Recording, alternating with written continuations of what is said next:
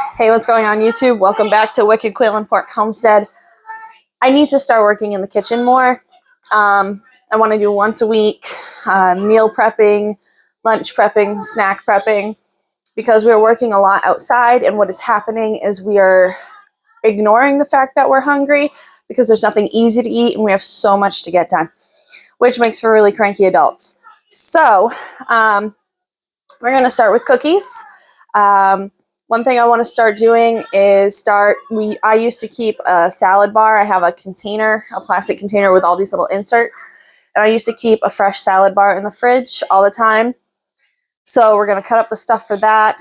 I want to also start keeping a bowl of like some sort of other salad, pasta, potato, tortellini, something like that. A quick, easy throw in a bowl or throw next to a sandwich item. I don't have to do that today, though, because Paul already made a huge potato salad. So that's in the fridge. So that's awesome. But we're going to do some cookies and a whole bunch of other stuff today. The first cookie recipe we're going to start with is actually strawberry cookies. And I've never made strawberry cookies.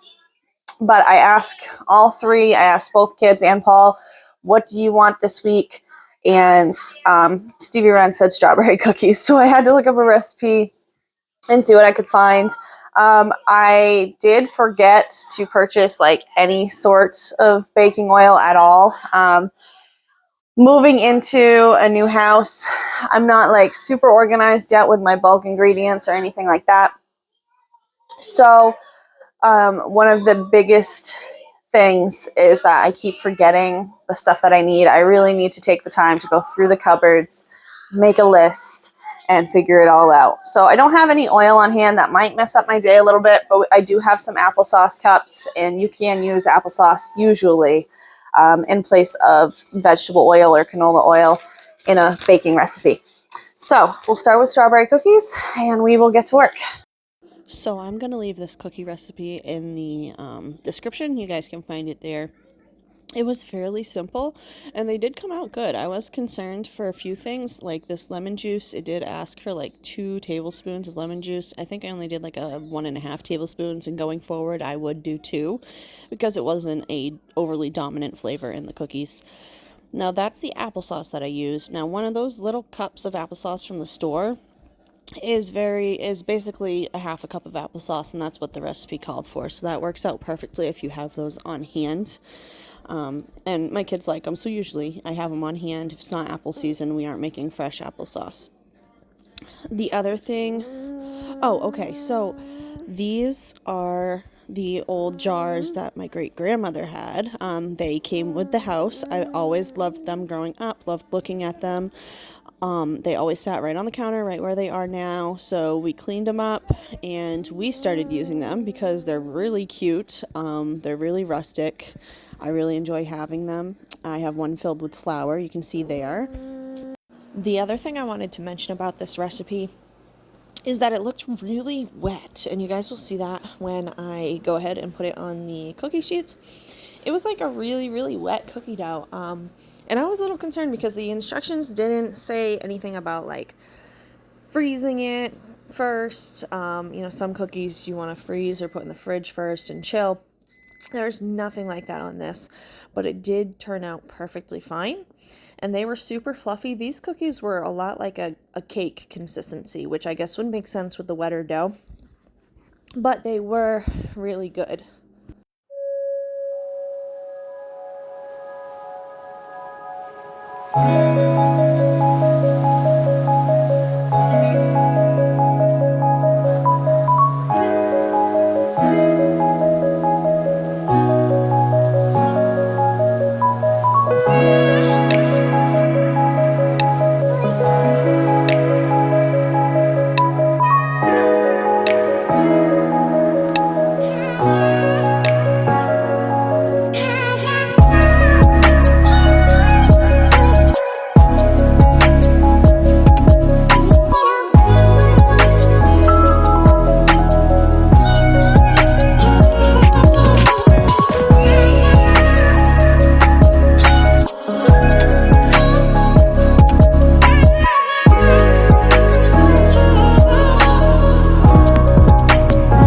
Okay, so now it is time to stop. I've gone outside and done chores at this point, so it's time to stop and put the milk through the cheesecloth and into the fridge. I milk sheep and goats here, so this is a mixture of both. It is fantastic to work with, especially cheese making, and that's what you're seeing me do here.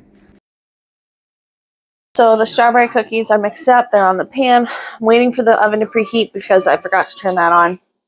So let me just run you through kind of what we're doing today. Exactly.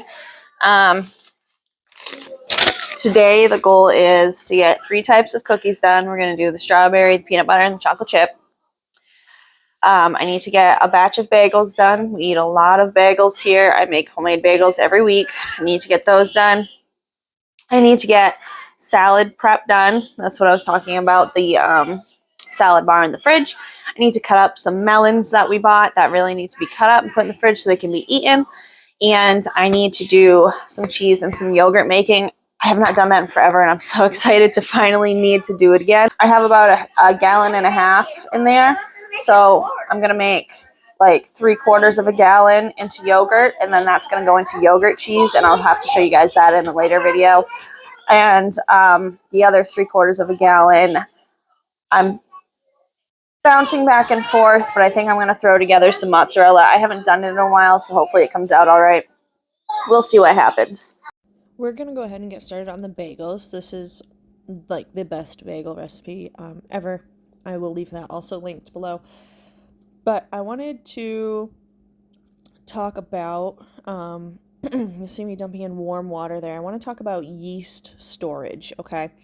So I've seen a few people on a few different occasions mention that their yeast dies after a little while, after sitting in their cupboard. It stops working as well. I always keep my yeast in the fridge. That is where it stays. It's always in the fridge.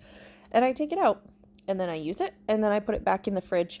And my yeast never dies. It never fails me. It always works fantastic. I highly suggest just keeping your yeast in the fridge. And if you buy it in bulk, then keep the bulk amount in the freezer and put, your 1 jar full. I keep a quart jar full of yeast in the fridge.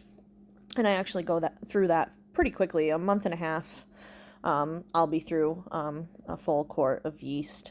So you want your yeast to look nice and bubbly when it hits the warm water after a few minutes, a few seconds if it's a good yeast. It should look nice and bubbly. I think I'm about to show you how quickly mine has started already to bubble and activate.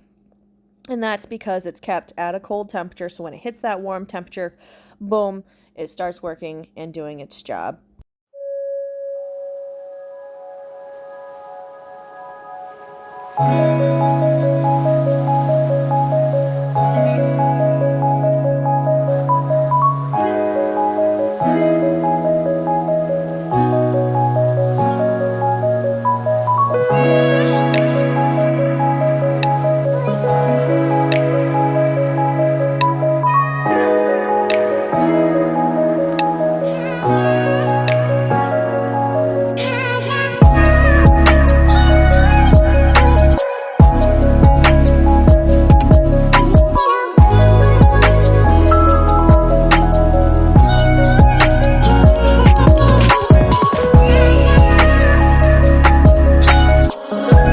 With this bagel recipe, it needs to be kneaded. Bagels need to be kneaded until the dough is nice and soft and shiny and, smooth.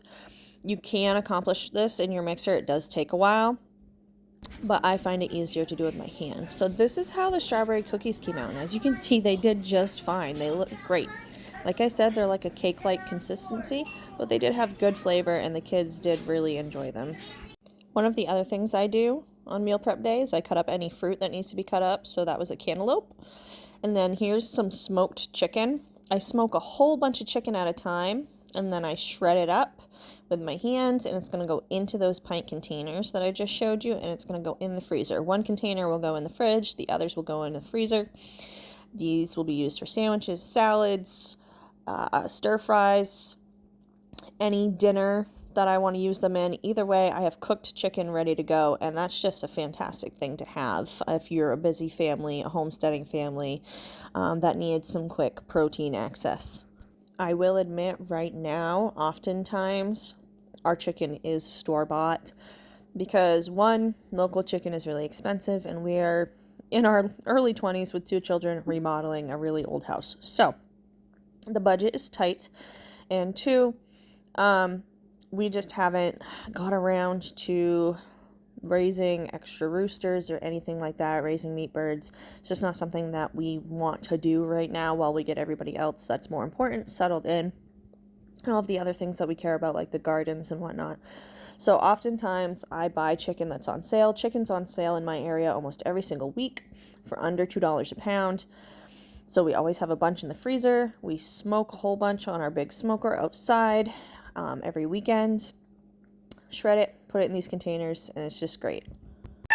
Okay, so it's time to shape the bagels and get them in the oven. The dough has risen roughly twice its size. Show you what it looks like.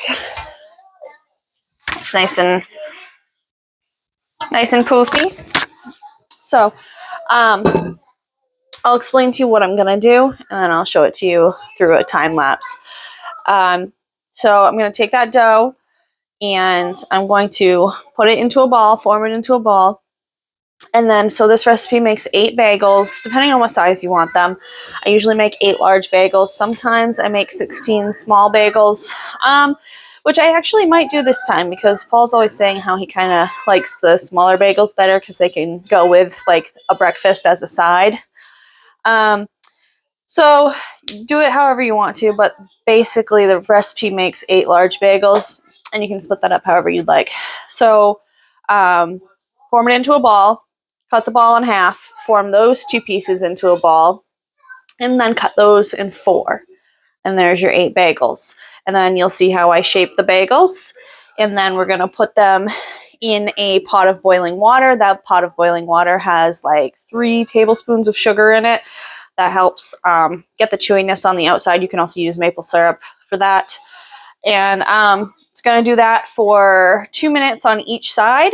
And then it's going to come over on the pan. It's going to get an egg wash. It's going to go in an oven at 425 degrees until they're cooked, until they're browned. I can tell when something's cooked and when something's not cooked, so I don't really take down times. But I will pin the recipe that I use for my bagels below, so that will have a time for you guys. So that's it. Bagels really aren't that hard. It was 5 minutes of mixing it together, rise for an hour. This will take me another 10 minutes to crank out real quick. It'll go in the oven, and that's it. You have 8 large bagels or 16 mini bagels. So I really highly recommend you try it at home. Homemade bagels are so, so good.